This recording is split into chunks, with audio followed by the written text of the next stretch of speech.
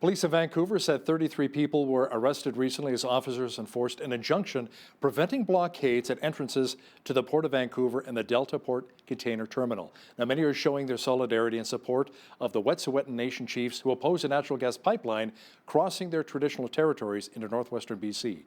Joining me now to talk about it is Toronto journalist Brian Lilley. Brian, blockades to shut down the oil and gas sector have been going on for many, many years in this country.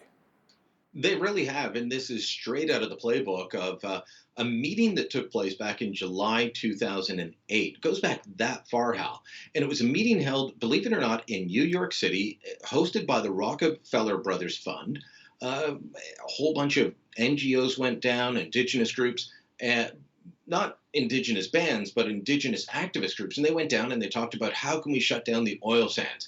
And they devised a plan, $7 million a year to pay activists, to protest, to slow down, to stop, to do court challenges, and to use First Nations at the front of it. And that's what's going on here, because the Wet'suwet'en are one of the many groups that have voted for this. The Tribal Council voted for this. All 20 different First Nations groups along the Coastal Gas Pipeline, which goes from Dawson Creek, BC to Kitimat, they've all agreed to it. They've all signed agreements. It went to the Tribal Council. Some held referendums, and they were approved. So this is a small splinter group who then have a bunch of white protesters in Toronto and in Belleville and in Vancouver. And they shut down the port. They've shut down the east-west linkage for CN Rail. That small protest in Belleville, CN put out a statement on Tuesday saying, if this isn't lifted, we will have to shut down our entire rail system. There's also, of course, rail blockages in Prince George and elsewhere in and around the Vancouver area on the rail lines. This cannot be allowed to go on, and unfortunately, the federal and provincial governments are allowing it. Alberta Premier Jason Kenney says Prime Minister Justin Trudeau should not put an aid package together for Alberta, but instead simply approve the TECK frontier mine in the oil sands. And many Liberal MPs, Brian, have openly called for the project to be rejected. Yeah, well, basically all the Liberal MPs.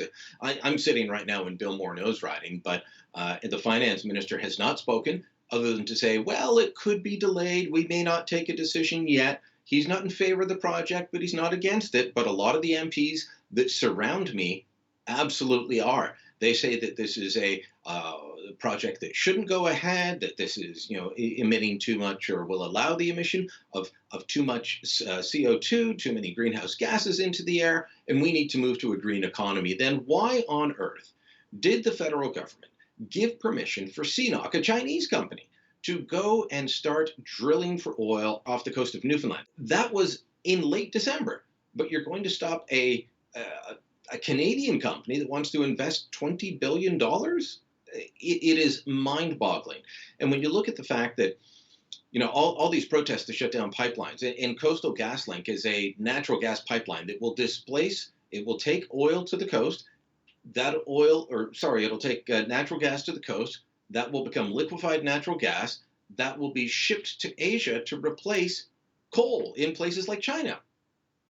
On the East Coast, or close to the East Coast, there is a pipeline being built that will go from eastern Ontario in and around the Ottawa area up to Saguenay. It's called Energy Saguenay.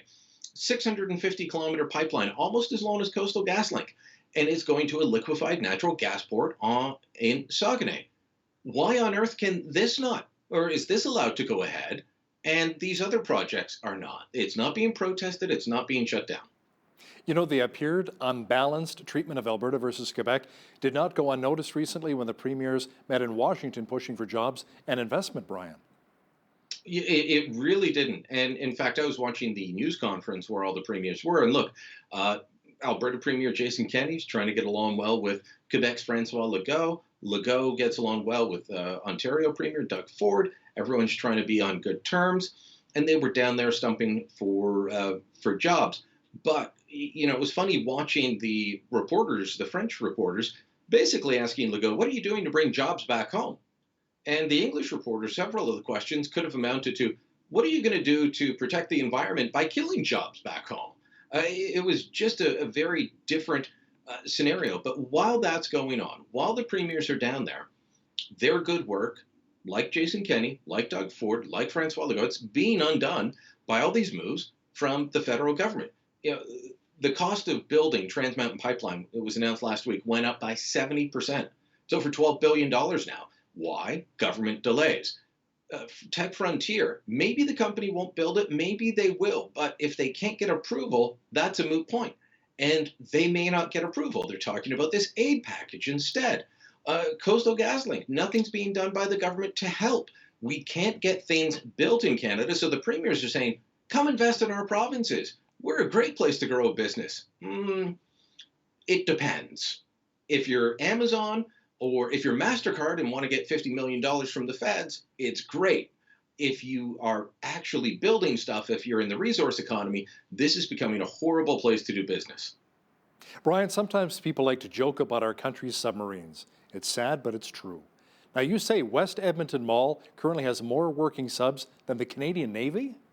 Well, I haven't been to the West Edmonton Mall, so I don't know if their submarine's still working, but they used to have one. They may still have one, but that one is more than we've got working right now. We've got 4 submarines, Hal. You remember these subs. Jean Chrétien bought them off the Brits in the 90s, and they're still not working properly. The opposition put an order paper question into the government and asked how many days were they at sea in 2019, and the answer came back, none. All 4 submarines in dry dock, in for repair, not going out under the deep blue sea. We'd be better off buying a yellow submarine from the Beatles' Apple Corps and seeing if that would work. And I'll have that song going through my head for the remainder of the day. Thank you for that. Prime Minister Justin Trudeau spent some time in Africa recently. Many felt it was simply to campaign for a UN Security Council seat, and he brought the Toronto Raptors GM, Masai Ujiri, with him. Yeah, he brought Masai, and Masai was standing behind him in a bunch of press conferences as well. So, trying to send the message back home, hey, look at me, I'm with Masai. He's cool, the Raptors are cool, I'm cool, keep liking me. And look, the Raptors are on fire. They're on an incredible winning streak, longest winning streak in history. They are still NBA champions. They are incredibly popular, especially in the GTA, but really across the country. So, yeah, it's going to try and rub off. But Masai Ujiri is, of course, African himself and was there to help him talk to African leaders, to try and help schmooze, to try and, I don't know, maybe this was partially to quell any questions about blackface that might have come up. While he's there meeting with leaders at the African Union meeting, he did pledge $10 million to help women's entrepreneurship and social entrepreneurship. So there's that. We'll see how much money he pledges when he visits the Caribbean later this week. A new report says Canadians do not have confidence in Iran that it will cooperate in the investigation of Ukrainian Airlines Flight 752 that was shot down. Tragically, 176 people, including over 50 Canadians, lost their lives. Brian? Yeah, about 80% of Canadians just say either they're not have no confidence or very little confidence that Iran will actually cooperate. I would put myself in that camp. There's still questions about was the site investigated properly? Was it bulldozed? Are they doing what they can with the flight data recorders? Are they impeding in any way the ability of families who want to bring loved ones home to bury them in Canada? Are they impeding that? Iran is one of these countries that does not recognize dual nationality. So to them, if you're Iranian, you're Iranian. That Canadian passport doesn't matter. That becomes very problematic for families that want to bring people home. So, yeah, this was a Nanos research poll done over the last several days. I've got to say, I'm not shocked. We should have very little faith in the Iranian regime. I have very little faith in China and how they'll deal with coronavirus, but I have more faith in them than I do in the regime in Iran to actually deal with the shooting down. I mean, they shot down the plane. They likely don't want us to know all the details. Brian, the coronavirus has now claimed over 1,000 lives with more than 40,000 people infected, mostly in China. As for Canada, it remains steady when it comes to the disease. Yeah, as far as I can recall, we are still only at 5 people and no presumptive or confirmed cases lately. Still lots of people being tested. We still haven't had an outbreak of or even a case where someone hadn't already been in China, in Wuhan. So, our public health officials seem to have it under control. The cases that we have seen have tended to be mild. I know the young woman in London, Ontario, who had come back and was just at home.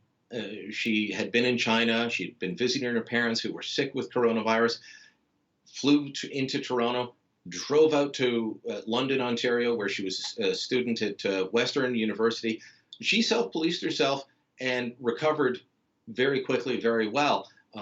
The first case appears to have been the worst because he had to be hospitalized for about 10 days. He's at home recovered. His wife is recovered. The two in Vancouver are doing well. So, we seem to be containing this at this point in Canada. That's a good thing. There are other Canadians, though, that I can tell you that have been confirmed with having the coronavirus, but they're not in the country. Those have been people who have been on cruise ships where there's been an outbreak, and I can tell you I'm very glad not to be on a cruise ship right now. Normally, the worst you have to worry about is Norwalk virus, and that can be horrible when it hits a cruise ship. You don't want to be getting this. Very true. A decision on the Chinese tech company Huawei is expected very soon. And Brian, many Canadians are very wary of the company. Yeah, and this was another poll done saying, should Huawei be part of it? And most are saying, I've got qualms. I'm feeling unsure. And that might be because of an awful lot of publicity. Yeah, Huawei's done a good job of playing the PR game. They're the lead sponsor on Hockey Night in Canada. So every time you watch Hockey Night in Canada, you're seeing Huawei. Now, I've talked to Huawei officials recently. They're not happy with some of the columns I've written for The Sun. And they've reached out saying, aren't you being a bit harsh? I don't think so. But, when I've spoken to them about this sponsorship of Hockey Night in Canada, that's to sell their phones. And there's not an awful lot that I think we would ever do to keep their phones out of Canada. But the 5G issue is building the core of the backbone, essentially, of the next generation of wireless. Now, the Brits have already agreed to allow Huawei into their network. The Americans do not want any of their allies to be using Huawei. This is both strategic as well as economic. It's about research and intelligence and the ability of China to spy. Huawei says they don't allow spying over their equipment. There are a lot of questions about whether they have backdoors that will filter information back to Beijing. That is the big question. It's one that Huawei has obviously not answered for enough Western leaders, but Britain will allow some Huawei equipment into their 5G, and I expect that will be the decision that the Trudeau government comes to. Journalist and one of our regular contributors, Brian Lilley, joining me once again from Toronto. Thanks, Brian. Thank you.